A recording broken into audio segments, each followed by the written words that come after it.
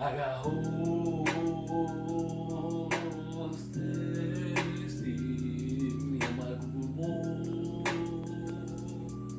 where's people with my fucking condom. I'll be fucking like my nigga wrong. I'll be fucking like my nigga home. Still saying no motherfucking Joe. Fuck around and you get done.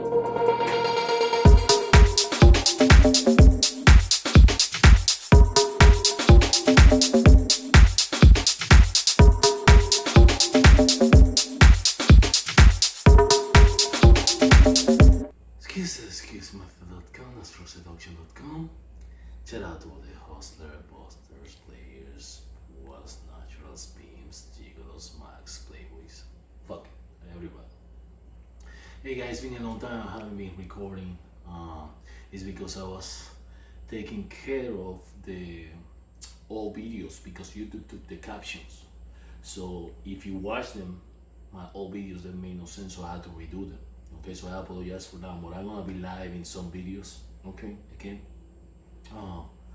I know you guys miss my pretty face, so I'm back. Now, in this video, I'm gonna talk about the difference between a girl dating a normal guy, which is 98% of the population, and a seducer, a person that belongs to a secret society. The reason I'm making this video and the time is because I had a guy that was dating one of the girls I was seeing, and he since he sees the videos, he thought that I'm like some type of jerk and I treat women like shit and shit like that. Well, that's so far from the truth that is crazy. Women are better off dating a seducer. Why? Because when you date a seducer, you are choosing a guy that work hard to become the top of the male race. Okay, so he knows most seducers are very in tune with their emotions. They know women, they can read women, they know our relationships.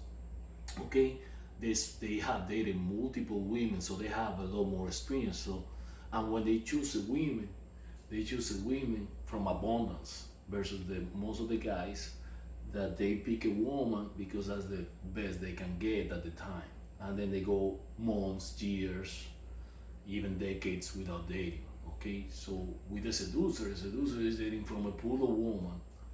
Okay, and then sometimes they pick one once that she has been tested. They pick the girl from abundance versus scarcity.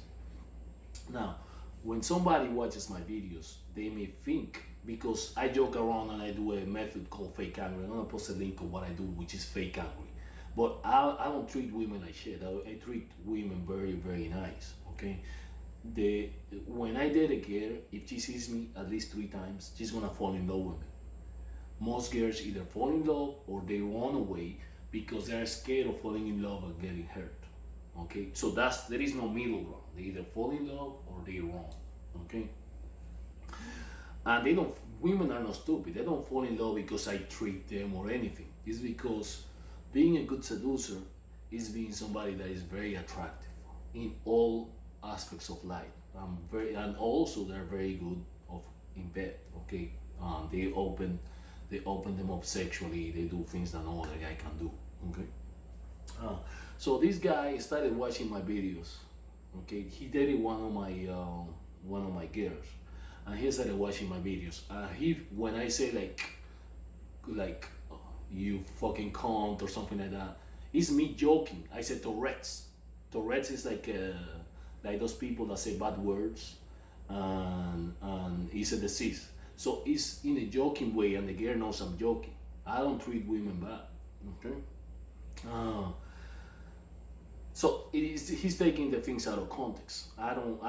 He's joking also. I exaggerate. Like when I say, like, instead of me in the videos that I recorded, instead of me saying like, oh, we kiss, I go like, oh, I grabbed her and we made out and I touched her all over. You see, I exaggerated a little bit because to make more the videos more fun, okay? But it's not that I'm a misogynist. I don't treat them bad. It's not like that, okay? All right, guys. So, but I don't want you to hear it from me. I'm gonna have a girl that dated a lot of normal guys and then dated me relate their experience. Okay, I hope you like it, guys. I'll see you at the end of the video. Going from an old-fashioned average normal guy to a state-of-the-art modern seducer.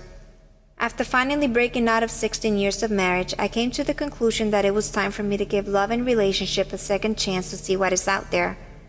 One night, as I was sitting in my bedroom rethinking about my life and what I want my future to hold, I decided to give online dating a chance.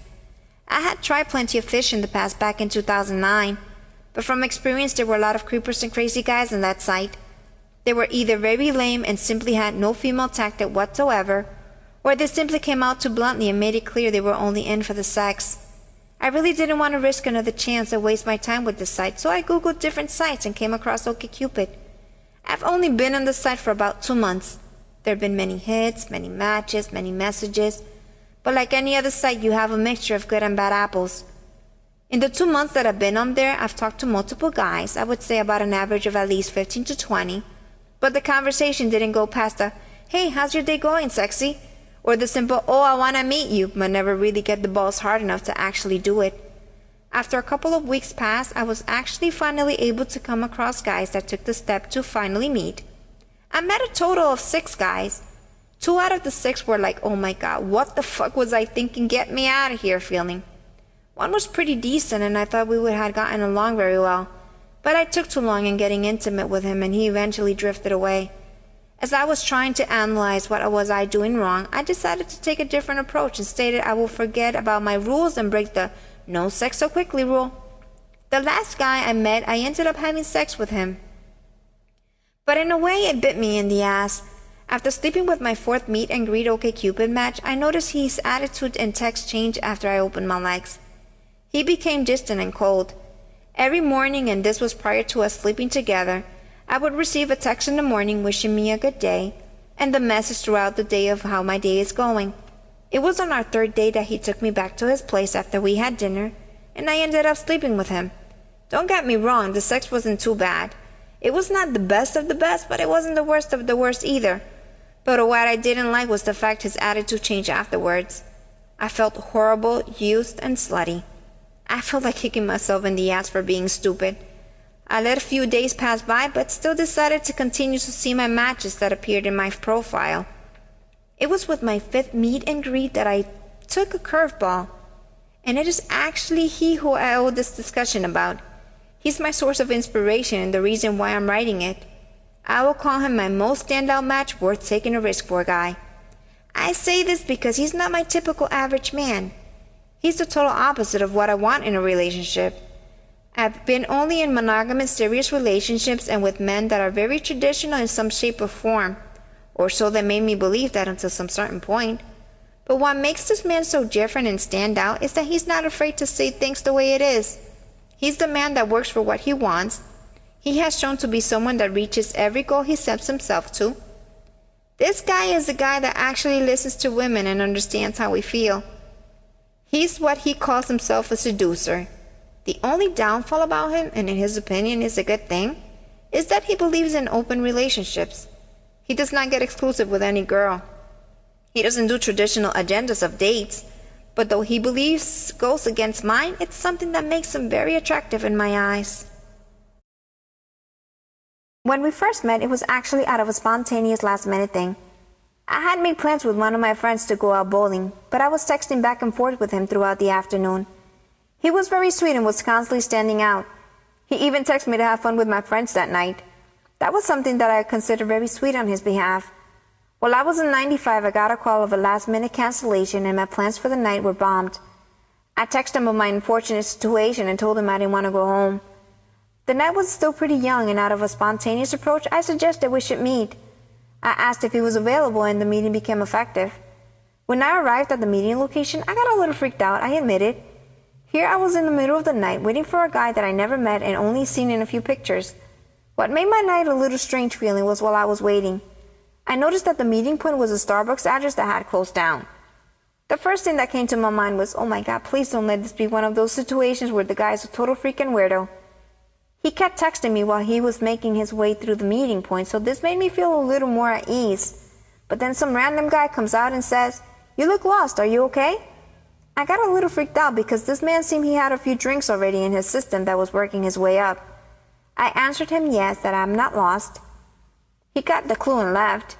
After a few minutes, not even sure how many to be honest, since I was nervous and paranoid a little by that strange man, he returns with a can of beer and walks out to me and says, "You want a drink?" Once again, feeling all uncomfortable and creeped out, I answered him, "No thank you, I'm okay." He asked if I was sober. I said yes and told him that I was actually waiting to meet someone. I believe he got the hint already that I was uneasy and feeling uncomfortable because he busted out saying that it's a good thing to stay sober and wished me a good night. As soon as the strange man left, I texted my handsome meat asking him where he was at. I mentioned what just had happened, and he responded he knew about it and saw it, and actually he will be there in a few. I wondered how would he have known since he was not there. And then the thought of, was he the creepy guy? I really thought he was the creepy guy and had just given me a picture of some other person and was just imposing as being that hot guy I was under the impression I was meeting. To my luck, that was not the case, thank God, because a few minutes later, I see my sweet handsome meat walk down the sidewalk and my heart was at ease because his face was very familiar. I was a little nervous when I saw him, and I told him that for a moment I thought he was the creepy guy that offered the beer and left. But I was happy when I saw his familiar face. The first impression of him was very positive. I checked him out and I really liked what I saw. We proceeded to the meet and greet. He took me to downtown Lakeport and sort of gave me the tour since I was not familiar with it. We walked around, talked and laughed. I was really liking his personality. On that first meet, we went to different areas of Lake Worth. Felt like I was bouncing from place to place.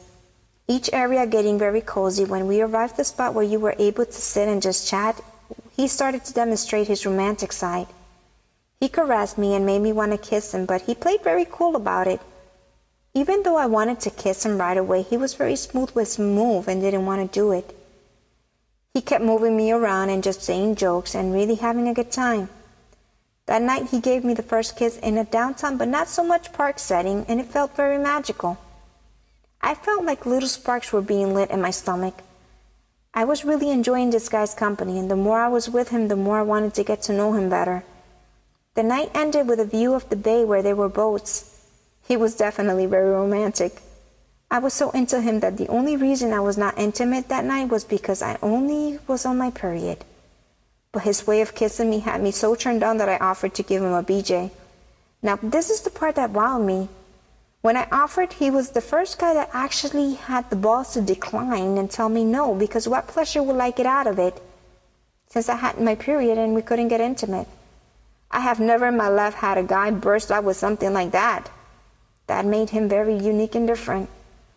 As the days continues to pass and we continue to communicate, at one point he brings out the suggestion and the teacher out of him that I should be dating multiple guys. That nowadays the world is changing and I need to basically not be lazy and do the work it takes. Deep down inside of me, I was very hesitant because that's not my style. I prefer to concentrate on one guy at a time as I'm getting to know them, especially if there's a connection and strong chemistry. But to just give it a try, I agreed and I decided to proceed with my sixth meet. But that sixth meet was the breaking point. I went out with this guy, and during the whole date I had my sweet seducer on my mind every time. Everywhere I went, I was thinking about him, and the fact that I was taken to the same spots that I had gone on with him was really not a big help. We bounced from club to club, talked, laughed, and though I was constantly being reminded of my other meet, I had a good time and I allowed to get intimate with my sixth meet. But it was due to that experience that made me say no. I can't do this. I can't be meeting and sleeping with multiple guys. It makes me feel slutty. And it's just not me. I'm the type of girl that I don't fuck, I make love. I don't separate sex from my emotions. The more I care for the guy and the more I fall for him, the stronger and deeper my feelings get for that person because I'm already at that point where I'm making love. I use my body as a tool to demonstrate the maximum and highest level of love that I'm capable of giving. The sex with this sixth guy was very rough. No connection at all. It was all about satisfying his own sexual need versus connecting with me and making sure it was a mutual satisfaction. When I explained this to my sweet and handsome seducer, I told him that I couldn't do it, and refused to do it. I told him I was just going to concentrate on him and connecting with one person at a time and sleeping with that one person only. Now this is where my dilemma comes in, because I know how this guy is. I went from a traditional Catholic monogamous man that lasted 16 years to a guy that does not get exclusive and prefers to have open relationships. Why do I put up with it? I ask myself. Well, the answer is simple. Because for the past month I have been, by choice on my behalf, exclusive to this guy emotionally and sexually, and the feeling gets stronger and stronger. Our intimacy has gotten to a point where I feel that I'm in a very unexplainable connection with him. Last time I felt a connection that strong was actually with my ex-husband. They are not the same in any shape or form, not physically, socially, or even sexually. But one thing they do share is that spark that I once felt and turned to a strong love. Like my video, try to get the book, follow my blog, follow the links that I put in the bottom, in the description. And if you don't like it, you can suck on my left nut, because my right one is reproductive.